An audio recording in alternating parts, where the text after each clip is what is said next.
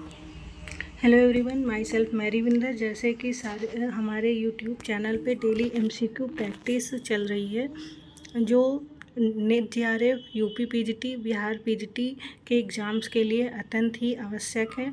तो जो भी स्टूडेंट्स तैयारी कर रहे हैं और वो हमारे यूट्यूब चैनल से जुड़े और डेली एमसीक्यू प्रैक्टिस करें।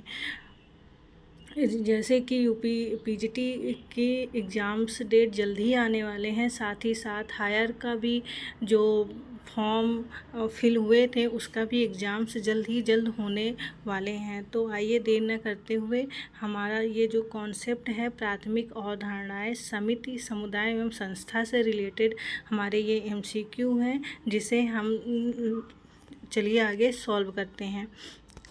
तो हमारा इसमें पहला क्वेश्चन है, संघ के सभी सदस्य विभिन्न सामाजिक पद में होते हैं। जो संघ है, संघ में जो सभी सदस्य होते हैं सामाजिक पद पर, उसे क्या कहा जाता है?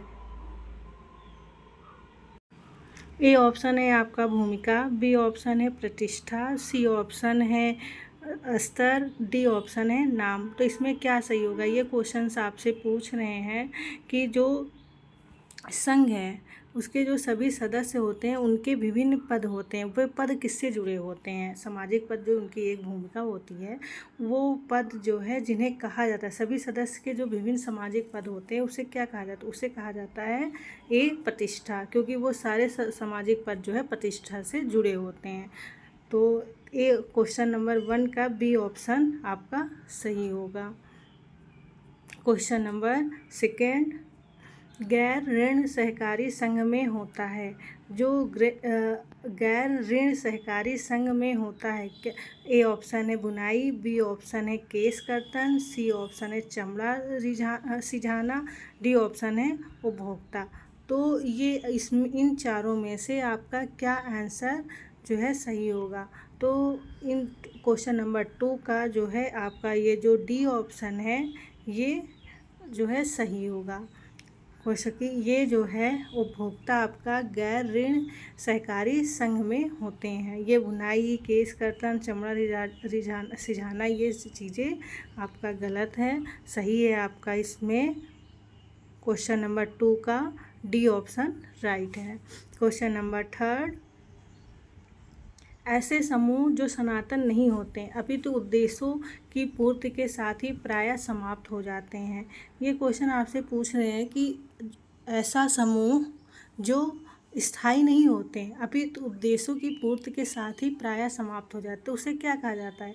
ए ऑप्शन है संस्था, बी ऑप्शन है समिति, सी ऑप्शन है भीड़ और डी ऑप्शन है समुदाय। तो इसमें क्या सही होगा? इसमें सही होगा जो है समिति, जो बी ऑप्शन। जो आपकी समिति है वो उद्देश्यों की पूर्ति के बाद प्रायः समाप्त हो जाती है। क्वेश्चन नंबर 3 का बी ऑप्शन राइट होगा। क्वेश्चन नंबर 4, एक समिति समुदाय नहीं अपितु एक समूह समुदाय में अंतर्निहित है। ये क्वेश्चन पूछ रहे हैं कि ये क्या कथन सही है या गलत है या आंशिक सही है? कि जो एक समुदाय है, जो एक समिति समुदाय नहीं परंतु एक समूह समुदाय में अंतर्निहित है। मतलब एक समूह जो है समुदाय में अंतर्निहित है। क्या ये ए ऑप्शन है कथन सत्य है, बी ऑप्शन है असत्य है, सी ऑप्शन है कथन आंशिक रूप से सत्य है, डी ऑप्शन है कथन आंशिक रूप से असत्य है? तो इसमें क्या सही होगा? इसमें सही होगा ये कथन सत्य है। जो एक समिति समुदाय नहीं परंतु एक समूह जो है समुदाय में अंतर्निहित होता है। क्वेश्चन नंबर 4 का ए ऑप्शन राइट है। ठीक है गाइस। क्वेश्चन नंबर 5, निम्नलिखित में से कौन सा तत्व किसी जाति को अनुसूचित जनजाति संवर्ग में सम्मिलित करने का निर्धारक तत्व नहीं है?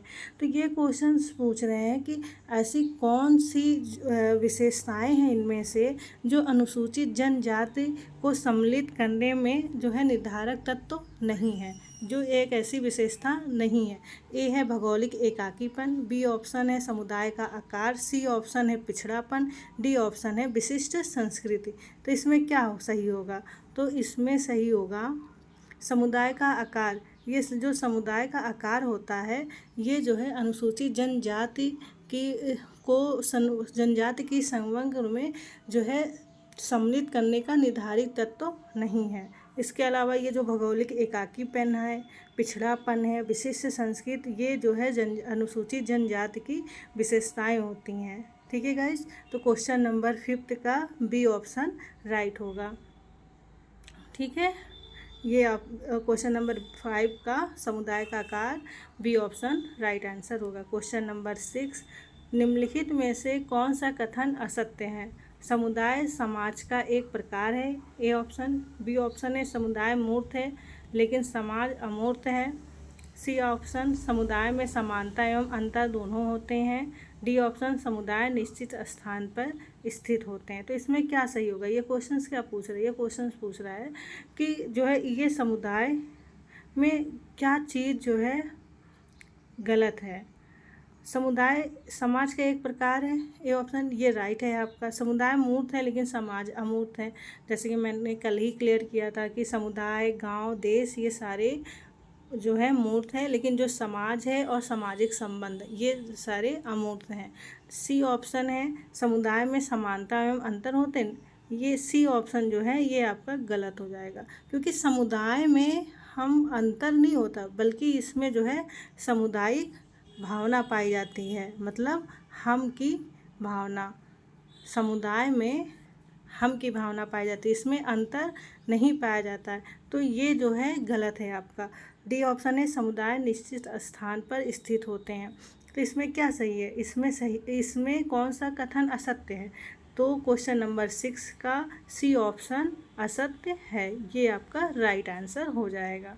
क्वेश्चन नंबर 7, संस्थाओं का परिवर्धमान संस्थाओं तथा अधिनियमित संस्थाओं का वर्गीकरण दिया है। जो संस्था है उसको अधिनियमित संस्थाओं में किसने वर्गीकृत किया है? तो ए ऑप्शन है जॉर्ज सिमेल, बी ऑप्शन है स्पेंसर, सी ऑप्शन है समनर और डी ऑप्शन है पार्सन्स। तो इसमें क्या सही होगा? तो इसमें सही होगा क्वेश्चन नंबर 7 का सी ऑप्शन।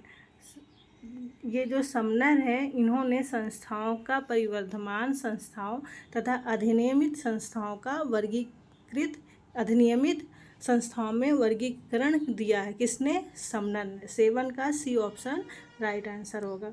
क्वेश्चन नंबर 8,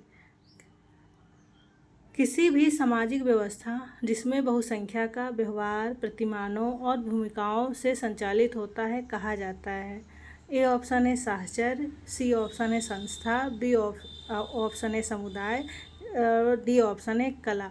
तो इस क्वेश्चन में आपसे क्या पूछ रहा है कि किसी भी सामाजिक संस्था व्यवस्था जिसमें बहुसंख्या का व्यवहार प्रतिमानों और भूमिकाओं से संचालित होता है उसे कहा जाता है कि ऐसी कौन सी व्यवस्था है, सामाजिक व्यवस्था जिसमें व्यवहार के प्रतिमान अर्थात मानदंड हैं और भूमिका है जो जिसमें कंट्रोल और नियंत्रण भी रहता है, उसे क्या कहा जाता है? वो उसे कहा जाता है सी ऑप्शन। क्वेश्चन नंबर 8 का सी ऑप्शन संस्था। ये राइट आंसर होगा। क्वेश्चन नंबर 8 का सी ऑप्शन राइट होगा, संस्था कहा जाता है इसे।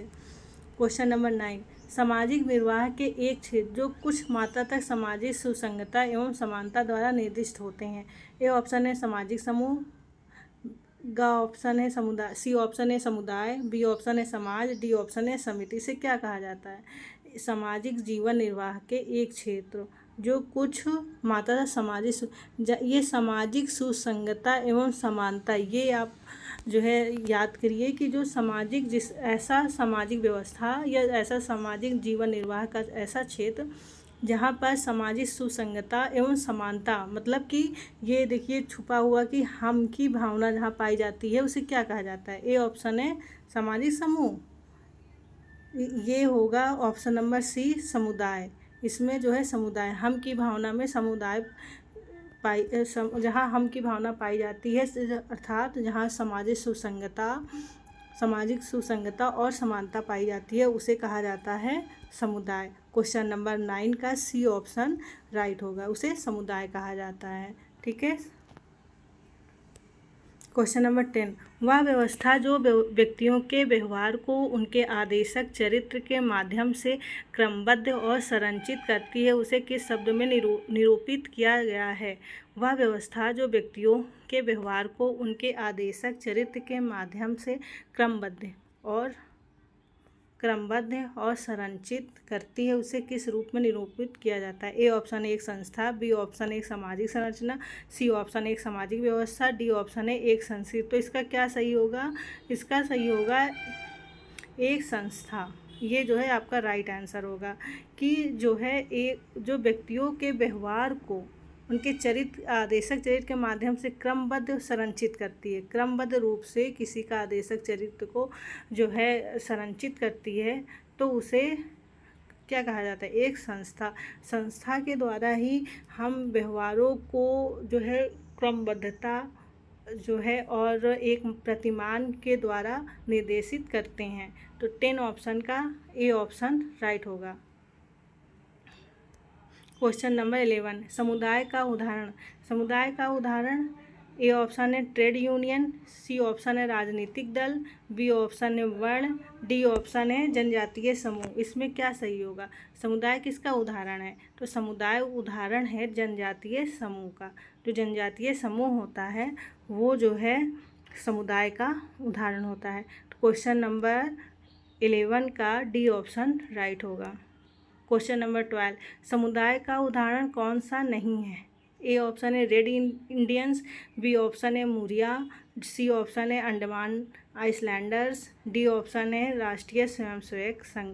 तो इसमें क्या सही है? समुदाय का उदाहरण ये क्या पूछ रहे हैं कि समुदाय का उदाहरण कौन सा नहीं है?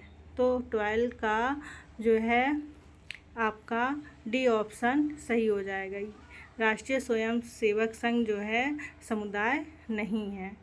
ठीक है, इसके अलावा जो रेड इंडियंस हैं आपके और ये मुरिया जनजाति है और ये अंडमान आइसलैंडर्स है, ये तीनों जो है समुदाय के उदाहरण हैं। तो क्वेश्चन नंबर 12 का डी ऑप्शन राइट होगा। तो हमारे ये प्रैक्टिस सेट है जो हमारे डेली एमसीक्यू प्रैक्टिस से सारे लोग जुड़े जिन्हें यूपी पीजीटी, बिहार पीजीटी और नेट जेआरएफ की तैयारी करना है। और इसके अलावा हमारे टेलीग्राम लिंक से भी जुड़े जिस पे आपको आने वाले वीडियोज़ हमेशा सेंड किए जाते हैं। तो देर न करते हुए जितने भी सारे स्टूडेंट्स हैं वो हमारे यूट्यूब चैनल को लाइक करें, सब्सक्राइब करें और शेयर करें ताकि सारे स्टूडेंट जो भी एग्ज़ाम्स की तैयारी के लिए गंभीर हैं वो अपनी तैयारी को और भी ज़्यादा सुनिश्चित करें। तो वीडियो देखने के लिए थैंक यू।